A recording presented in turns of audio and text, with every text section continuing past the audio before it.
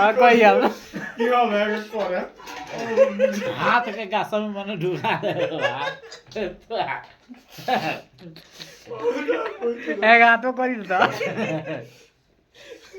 ओ बिया बुझ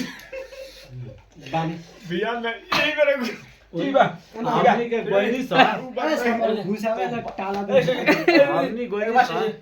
ओ मैं घुस जाई ठीक बा तब यहाँ पास पहले में सुनो ना बात ते बात उभरल कहाँ गोइनी सा तो हमनी को चौतारवा से गोइनी सा लौरिया हां उधर बासुना लौरिया साला भले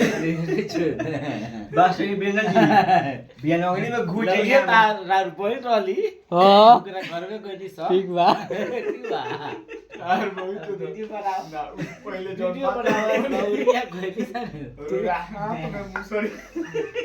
पेल दे बा सुनी हम यहाँ पाँच खाते बात सुनो गोर दे